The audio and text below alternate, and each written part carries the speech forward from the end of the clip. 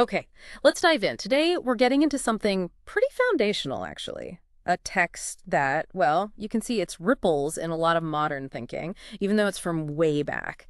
And we're doing this deep dive specifically for you. Thanks for bringing this material to us. Absolutely. Yeah, we're looking at Orison Swett Marden's The Victorious Attitude, published back in 1916. It's definitely seen as a landmark in that early self-help movement. And the scoop is huge. I mean, the sources you share, they show Marden tackling just about everything. Attitude, faith, sure, but also overcoming doubt, making dreams come true, the power of the mind, both conscious and subconscious. Right, and even things like staying young, the force of love, and our connection to a bigger picture, what he calls infinite life. It really feels like his sort of complete guide, doesn't it? To building a successful life based on this, well, this specific mental and maybe spiritual philosophy from that era. That's a good way to put it, his comprehensive guide. So, our mission today is let's cut through that century of time, unpack Marden's main arguments, and really pull out the insights that still hit home. Let's see what nuggets of wisdom are sitting here for you in this stack. Agreed. Let's start right at the core. What did he actually mean by that title phrase, the victorious attitude? Yeah, good question. What is this attitude, according to Marden? Well, he frames it as more than just being positive. It's like a fundamental way you face everything. Holding a victorious attitude. He talks about sweeping past obstacles, almost like you're, pulling in energy from the universe to shape things. So it's not just an internal feeling then. He brings up how you, carry yourself. Exactly. That's key for Marden. Being a conqueror starts with how you look, how you act. He really argues that radiating confidence, walking, talking, acting like you're already somebody, well, that actually helps you become that somebody. Ah, okay. So you're creating this hopeful, expectant vibe around you. Like you're an advertisement for the winner you want to be. You got it. Being a good advertisement. He contrasts this really sharply with the opposite. Doubts, fears, feeling down. Yeah. He said those things don't just show your lack of confidence. They actively react destructively on your thinking. He's pretty blunt, actually, suggesting the world doesn't have much use for whiners or long-faced failures, as he puts it. Oof. Direct. But it hammers home his point about the energy you put out there. That first impression, that sort of cheerful atmosphere is a plus, while negativity is a minus. He really drums that in. Yeah. How important that initial impression and your consistent bearing are. He even sees youth as kind of naturally having this, Full of hope. Right. And for him, expressing doubt about your future is almost like treason against your own potential. Wow, treason. That's strong. And this attitude, this unwavering direction, it's especially needed when things get tough, right? It's the idea, like a ship captain in a fog bank of disappointment or failure. You have to hold on to that victorious attitude and just keep pushing forward. It's this persistent mental and even physical resolve. Okay. And that resolve seems to be built on something specific for Marden. Faith. He talks about its infinite power. Yes, faith is the foundation. Marden's view is that faith directly connects you to what he calls infinite power, this vast, unlimited resource or intelligence. He often links it to the divine. And that connection opens up possibilities. Unbounded possibilities, Yeah. limitless resources in his view. And his core principle here is really powerful. You basically won't rise higher or do greater things than you believe you can. That deep, implicit belief is like a glimpse of the power you have inside. He uses historical examples, right? People who did amazing things by following some kind of inner guide when everything outside looked bleak.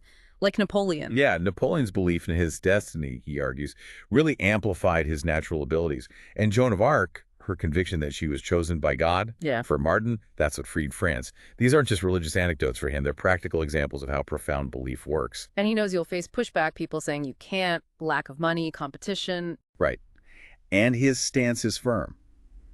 Faith is more than enough to beat those things.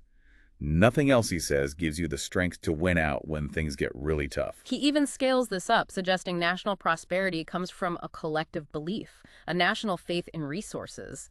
He actually claims thinking and acting this way would solve economic problems. He really attributed the prosperity he saw back then largely to psychology, rooted in the faith of the nation's founders.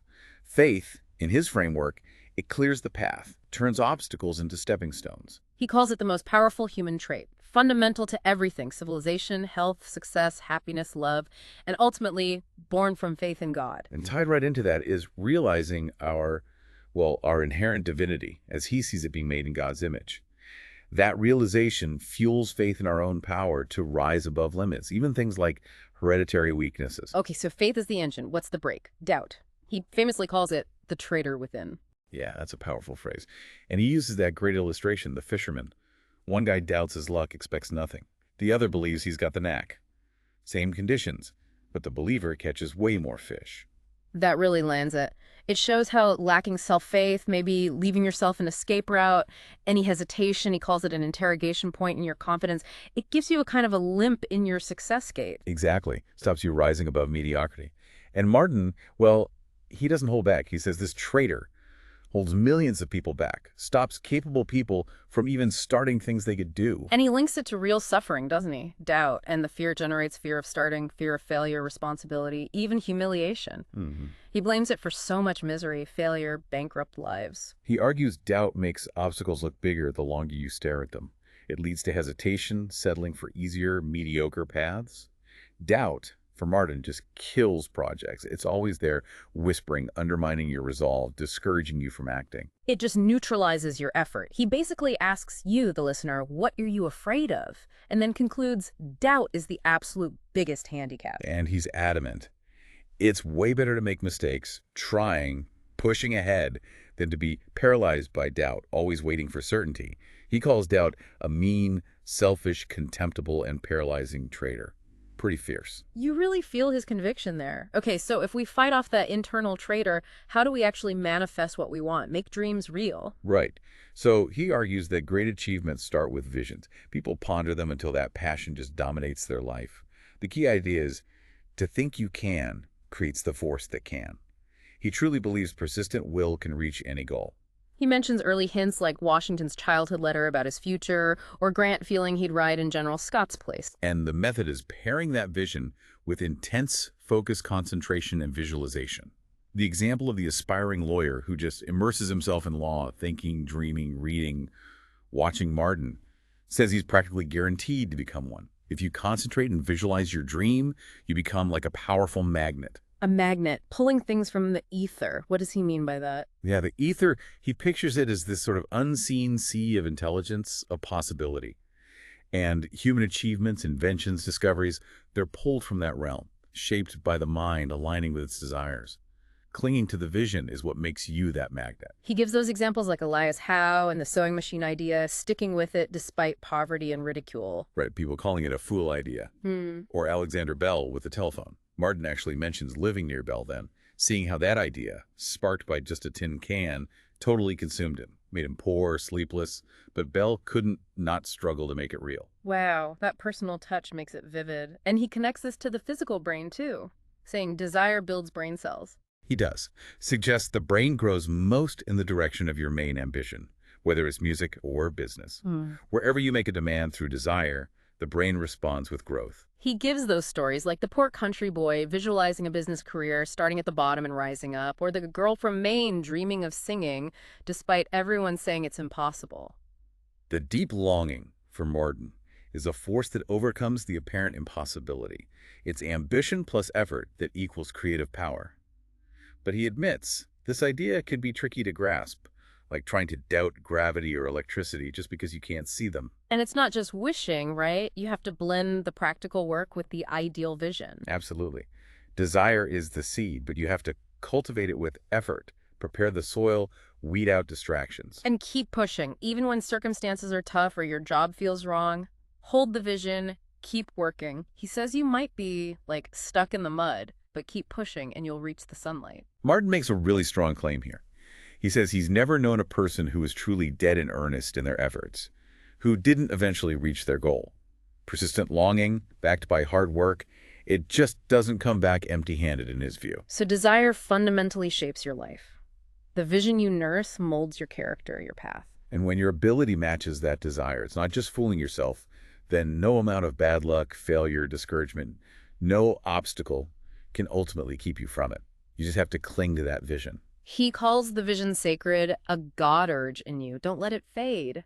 Success is measured by sticking with it through the tough times, by stick-to-itiveness, that bulldog tenacity. He even says shrinking from criticism actually weakens your mental magnetism. Yeah, just keep working, keep visualizing, and Marden believes unexpected ways will open up. Okay, from visualizing, Marden moves to affirmation and prayer. How do these fit into the picture? He sees prayer, kind of broadly defined, as a way to connect to the divine mind and receive blessings.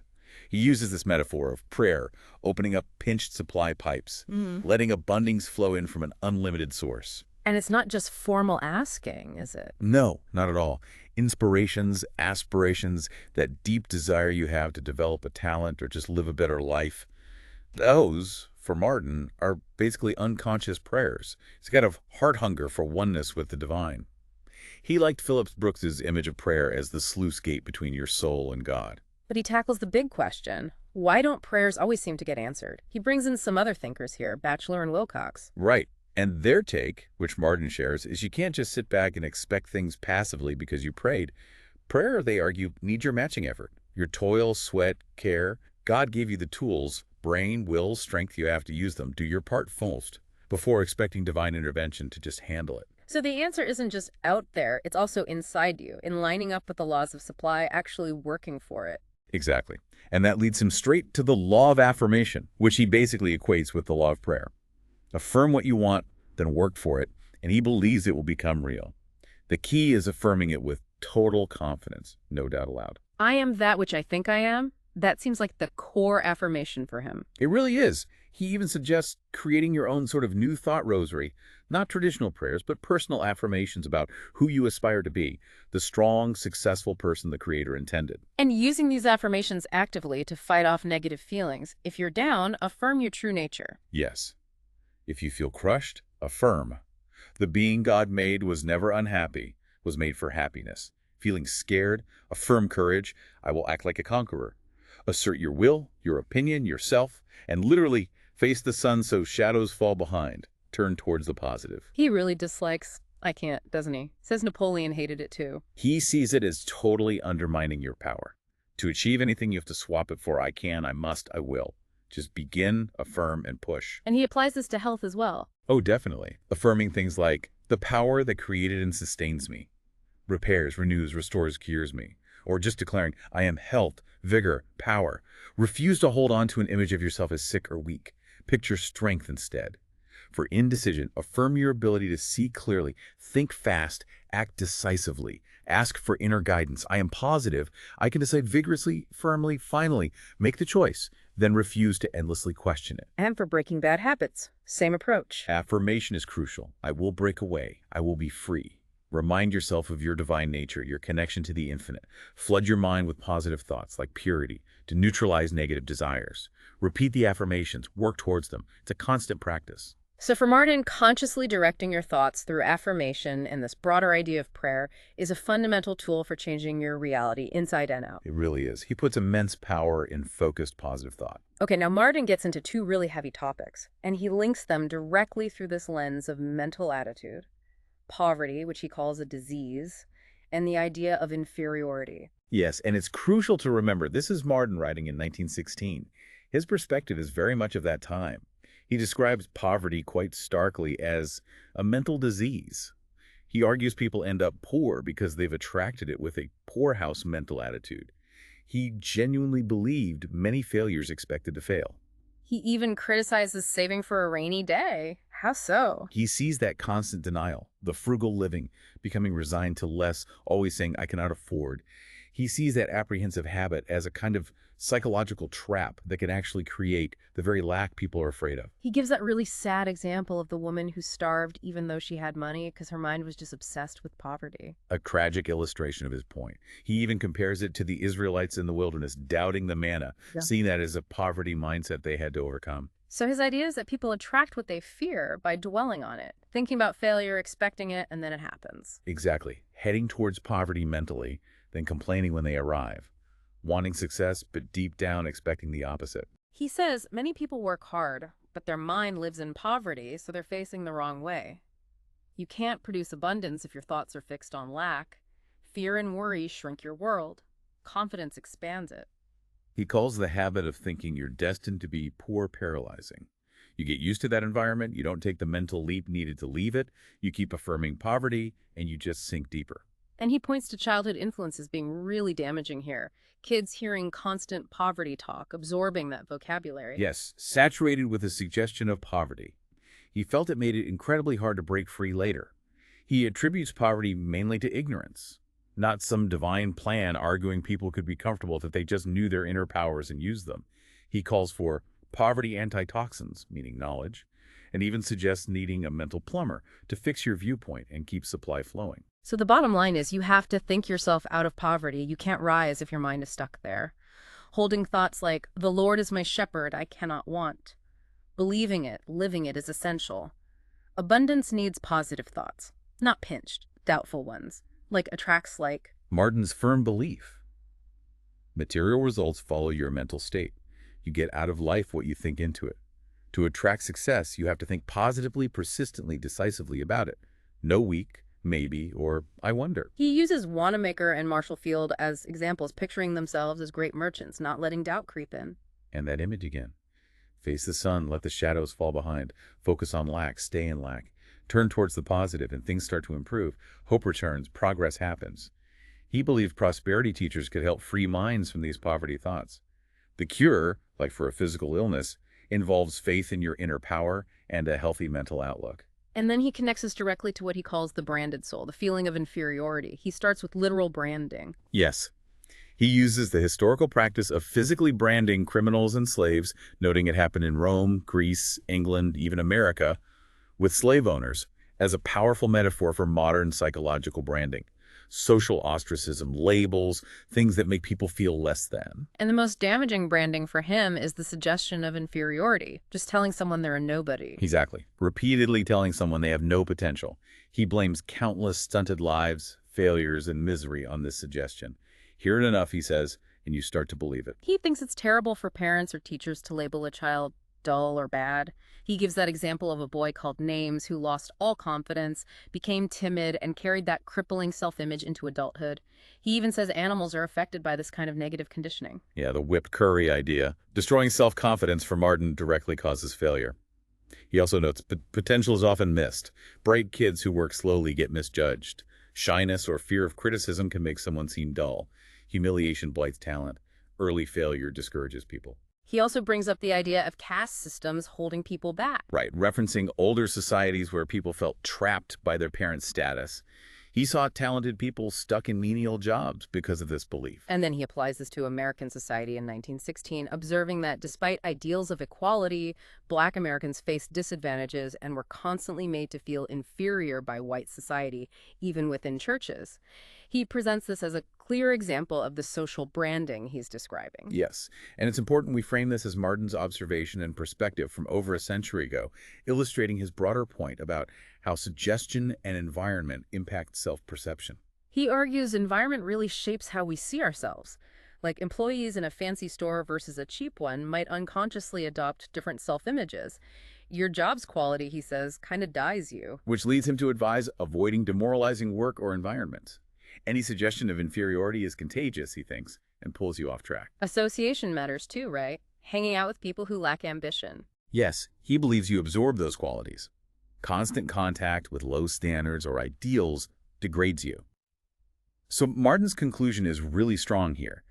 You just cannot succeed if you're surrounded by inferiority and you hold a low opinion of yourself.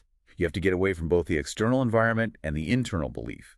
Deny that suggestion of inferiority. Fight it off like your life depends on it. And instead, hold a high ideal of yourself. Believe in your ability. You're not inherently inferior. You're made in God's image, capable of making your life a masterpiece. It's a powerful call to reject those labels, those brands, and assert your own worth and potential. Okay, shifting gears quite dramatically now. Marden devotes a lot of space to love. He sees it as this huge transformative power. Oh, absolutely. Right. He calls it the greatest force in the universe. It doesn't just lighten burdens, it makes them feel weightless, like that child carrying his brother. He's not heavy, he's my brother. Love smooths the road, sweetens work, makes sacrifice feel like joy. It can elevate anyone. Even in 1916, with war raging, he saw signs of it. Yes. Things like Red Cross workers treating enemies like brothers, the golden rule showing up in business, the growth of social service. He saw these as glimmers of love's potential. He believed it had healing power, even for criminals. Yes, he saw criminals often as unfortunate brothers who could be helped back onto a good path through understanding and love rather than just punishment. Compassion helps people change. He felt humanity was improving, showing more care for the sick, poor, elderly, believing that more trust, sympathy, and genuine interest were working miracles. For Marden, the Christ spirit is this force slowly leavening the world, dissolving hatred, selfishness, pride, conflict. He honestly believed wars would end if love grew big enough for people to feel the world is my country. He uses that image of divine love advertising for the desperate cases. Come unto me, all ye that labor. When everything else fails, friends leave, business is ruined, you've made terrible mistakes, society rejects you. Divine love, he says, still offers peace. And a mother's love is the closest human example of that divine love following her child anywhere, even to prison or the slums. He brings in Vedanta philosophy, too, about the oneness of all life. Right, noting their ancient understanding that you love your neighbor because you recognize the same spirit in them. He argues that forgetting this unity is the root of conflict, greed, poverty, crime. Human laws alone can't fix it. Love's way is the real solution. He gives that great business example, the cold manager replaced by one who uses sympathy, tact, personal interest. Result: harmony, cooperation, and the business thrives. Marden really presents love's way as the ultimate cure-all, the Christ remedy for all kinds of problems, family fights, difficult people, everything. And he stresses reciprocity, doesn't he? You get back what you give out. Absolutely. You can't expect to receive love if you're putting out stinginess, selfishness, unkindness. To have friends, to win love, you need to be a magnet for love by sending out friendly, helpful, kind energy. As you give, so shall you receive. He calls love the beautiful thing everyone craves. People who give themselves to others find joy and strength. Some people just naturally radiate harmony, like soul sunshine. He even says love your enemies is practical scientific advice. How so? Because kindness genuinely disarms unkindness, prejudice, hatred. It's almost impossible, he thinks, to keep hating someone who consistently sends you genuine love thoughts. Hate needs fuel. Love starves it. He mentions that weird feeling of humiliation when someone you dislike does something kind for you. Holding the thought of love is uplifting, brings a glow, energy. Holding hate makes you feel depressed, small, robs your self-respect. Negative thoughts boomerang. Cultivating love strengthens you. Love is a motivator too, right? Against bad A habits. powerful one. Transforms rough men, more effective than prison. He mentions stories of men staying straight just because they knew someone loved and believed in them. He really believes in its redemptive power, citing, though thy sins be as scarlet, love can reach anyone. And that Russian peasant story is just perfect, isn't it? Helping strangers in need, thinking he missed the master's visit. Only for the master to reveal he was those strangers. Inasmuch as ye have done it unto the least of these, you have done it unto me. It beautifully sums up Marden's idea that acts of love are connecting with the divine. A powerful message. And this seems to lead right into his idea of asserting the I, the power of positive self-belief, and really putting yourself forward. Exactly. His core idea here is you get out of yourself what you expect. Expect big things, hold a large mental attitude towards life and work, and you'll get bigger results than if you constantly put yourself down. So you need that undaunted assurance, belief in your own divinity, your right to conquer. Yes, assert the I. Without that conscious vigor, that belief in your birthright to succeed, he argues, you won't aim high enough, you won't make the demands that draw opportunity and supply to you. You have to polarize your mind to the positive. That's his term. The positive attitude produces results. A positive person is forceful because they have self-faith. They form their own opinions, stand on their own feet. They know their birthright is to conquer, grow, ascend, be godlike. And everyone has this power, but you have to use it. Use it or lose it. If you don't think and act for yourself, assert yourself, push your own way, then outside forces will push you and usually downhill. When you do the pushing, you go uphill. He stresses the power is internal. Don't wait for an external pull or boost. The Creator put the machinery inside you. Claim what's yours, develop it, use it, and nothing can hold you back. Your duty is to make good, follow that inner urge, unfold your potential, the I of me. Play the part of a child of omnipotence. Every single day is a prize and opportunity, but you have to claim it by asserting, I can and I will. He uses General Grant again here, right? That he wouldn't stay beaten. Exactly. Southern generals knew beating him once didn't matter, because Grant never knew when he was beaten. That's the iron resolution, the grim determination Marden admires. He wants youth taught the power of that relentless affirmation, that unshakable will. And controlling your supply success, opportunity starts with controlling your expectations. Form the habit of affirming the best. Don't anticipate trouble. That's how you draw it to you. Expecting misfortune makes it arrive. So his practical advice is a daily mental tune-up. Yes. Put yourself in a positive success, happiness attitude every morning. Connect with the Creator. Find harmony. Resolve to truly live the day, not just exist. Don't let small annoyances rob your power or peace. Choose to be happy today. Enjoy it fully. Expel those thought enemies. A positive, assertive mind naturally repels things like doubt, fear, worry. Fear is negative. Courage is positive. Root out the negatives. Affirm your power. And crucially, don't put yourself down, even casually. Right. He sees that negative self-talk as contagious. Others pick up on your low opinion. Don't project weakness. Avoid saying things like, I always forget, or I lack this. Any unfavorable assertion about yourself is damaging. Character building comes from affirming the good, the beautiful, the true in yourself. Holding that ideal is creative. Your worst enemy and best friend are both inside you. Your mental attitude dictates your experience. He gives those quick examples. The man whose worry cost him a job, the one blaming lack of opportunity, both trapped by their own thinking. It's sowing and reaping. Today's results come from yesterday's thoughts, weeds, or flowers. Mental harmony is fertile soil. Unity with the Creator brings harmony, leads to an efficient life. Make your own opportunities. Affirm, I can and I will do what I long to do. He really believes in the miracle-working power of affirmation, drawing supply to meet demand.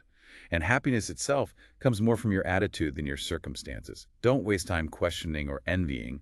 Affirm and realize your own potential. You have a right to be comfortable, prosperous, free from anxiety. Harmony is the fundamental principle. It's a huge emphasis on internal control.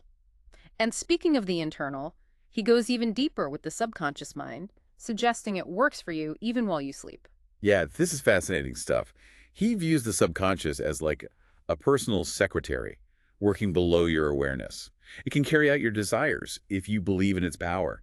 Doubt messes it up. It can be your greatest help or biggest hindrance. So conscious mind commands, subconscious obeys. That's the model he presents. The subconscious executes the orders given by the conscious mind, and he seriously proposes training it during sleep.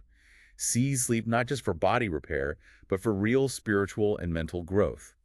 Certain creative faculties remain active. He gives examples like solving math problems overnight, inventors getting ideas. Right, and that famous story about the scientist Agassiz and the fossil fish dream. Struggled to see details, dreamt the whole fish, traced it in the dark, confirmed it later. Marden loved that one. And the subconscious is more open to suggestion when we're asleep or hypnotized. Much more susceptible, he argues, because the conscious mind's resistance, prejudices, and external distractions are out of the way, which opens up, in his view, incredible possibilities during sleep. Treating illness, forming habits, changing your mind, strengthening abilities, even neutralizing negative heredity, changing your disposition, mind building. He points to hypnosis, showing thoughts can affect the body blushing, stopping bleeding, and suggests this might happen during deep sleep too. That story about the detective and the banker's lost key is a perfect illustration. Banker's anxiety blocked the memory. Detective suggests asking the subconscious before sleep. Banker wakes up, instinctively finds the key. Marden's point. Worry blocks the subconscious. A calm mind lets information surface. Memory can be sharper during sleep too. Yes, freed from distractions, it can recall things vividly. The mind is still working. His key idea here is you never wake up exactly the same. You're always a bit better or worse. The subconscious is always building up or tearing down. So direct it intelligently towards what you want. And negative thoughts before sleep are really bad. Especially bad. Dwelling on fears at night just etches them deeper, prevents rest, reinforces negativity. Changing those bedtime thought habits is vital for success and well-being. He knows breaking night worry habits takes persistence. But the rule has to be firm. No anxieties in the bedroom. Repeat positive affirmations like letters of light until the subconscious absorbs them. Drift off feeling calm. Then, he believes, the subconscious carries out those positive instructions without conscious effort. Regular sleep routines help too, of course. Definitely. And preparing your mind for sleep, like a mental bath, fill it with beautiful, positive thoughts. That sets you up for sound sleep and productive subconscious activity. His final bedtime tip. Consciously call on the great within. Leave a message of what you aspire to, your yearning for growth. Register that demand. He says it works like a miracle. Every thought dropped into the subconscious before sleep is like a seed, Marden believes. It germinates and brings a harvest of its kind. So vividly picture what you want to achieve and trust that secondary self to help make it happen. Wow, that really extends intentional living 204/7. Okay, next up, Marden takes on aging, how to stay young. Yeah, and his core argument is pretty radical for the time. Age isn't just about years, it's mostly a mental attitude. He uses Professor Mechnikov's intense fear of getting old as an example of the wrong way to think. So thinking about decline actually brings it on. That's exactly Marden's point. Dwelling on fears of decrepitude, failing abilities that helps create those conditions. To slow aging, you have to change your thoughts. Erase the idea of inevitable old age from your mind. Refuse to get old mentally. He sees people building this age picture. They hit 50 or 60, think, okay, now I must show signs of age, believe their best work is done, expect decline. By mentally taking a back seat, he says, they basically invite aging, and others start seeing them that way too. Confessing your age becomes a self-fulfilling prophecy. And causes of premature aging for him are largely mental. Worry, anxiety, jealousy. Yes, false beliefs about when you should age, needless worry, vanity-driven anxiety, jealousy, even unhealthy thinking in general. Eliminate those, he argues, and you can actually feel younger. Wrinkles and scars, he suggests, often reflect years of those negative thoughts and emotions. He tells that story of the man convinced he'd die young, like a short-lived poplar tree, not a long-lived oak, believing it meant he didn't fight for longevity or take care of himself. Marden felt many people limit their lives with similar beliefs. And things like birthdays constantly reminding you you're older, the death suggestion. He saw that constant focus on the end, the death suggestion, as creating fear and doing real damage. He mentions a physician suggesting that children trained in principles of immortality, focusing on life's eternal aspects, would stay young longer and live longer than those focused on death. He even wonders if birthday parties might fade away eventually. So the practical advice is, think young, act young. Exactly. Play the youthful part with enthusiasm. Believe you still have your abilities. You need that belief to access your reserve power. Call on it with self-faith, and watch your physical cues. Don't walk slumped over. Stand tall, walk with energy. Don't dress or act in ways that scream old. He actually thought women in his time were getting better at avoiding stereotypical old lady looks than men were. He calls the chronic expectation of aging a poison. The chronic old age poison. Hearing about decline from childhood, expecting to slow down, prepare for the end, instead of fighting it with thoughts of eternal youth. Holding thoughts of weakness brings weakness. He brings in a bit of the biology known, then body cells renew constantly. So, he argues, senility can't really take hold unless the mind allows it. Age is less about years, more about self-suppleness, which is negatively affected by aging thoughts and enemies like worry and fear. And you can't just fake it on the outside. Makeup, youthful clothes. Doesn't work, he says. You can't cover up age externally if the cause is internal. Becoming emotionally rigid, losing sympathy, interest, helpfulness, that's what really brings on the look of age. He contrasts this with wealthy people living idle lives, suggesting they often age faster. Unused things decay quicker. So the real fountain of youth ingredients are Active engagement, work, love, kindness, sympathy, helpfulness, unselfish interest in life. These qualities, he believes, never age. They enrich you, sweeten your character, and genuinely prolong youth. The fountain is inside you. A pretty compelling case for staying mentally and emotionally active as the key to vitality. Okay, finally, Marden ties all this together by talking about our ultimate connection, our oneness with infinite life. Right, for Marden, truly living means being consciously aware that you live, move, and exist within God, or the infinite. It's about waking up to your inherent divine connection. And he thinks everyone feels this connection deep down, unless it's been ignored. Yes, this sense of being inseparable from a great unknown power and infinite consciousness. And it ties back to that mental law. Your thoughts and deepest convictions attract things of a similar nature. Connecting with the infinite attracts infinite possibilities. He argues for a fundamental unity of all people despite surface differences. Absolutely. Despite different languages, races, beliefs, he insists we're deeply related in thought, motive, and interests. He uses the example of enemies on a battlefield suddenly becoming brothers once one is injured. If they'd felt that connection earlier, they couldn't have fought. He saw science, invention, travel bringing the world closer, revealing shared interests like between East and West. He quotes Kipling, "Differences dissolve when two strong men stand face to face." He even references scientific ideas of his time, suggesting one underlying substance, one eternal force, with everything being just different expressions of it, like electricity taking different forms. Humanity, for Marden, is united like branches on a tree. Becoming consciously aware of your union with the infinite source gives you enormous extra power. A severed branch withers, so does an individual cut off from their source. And feeling separate leads to fear. Exactly. That feeling of being a cut-off, isolated atom causes suffering and fear, like being adrift without gravity. Security comes from trusting God's omnipresent power. Those phrases, "In him we live and move and have our being, the Father in me and I in the Father," he sees them as scientific truths about our inescapable connection.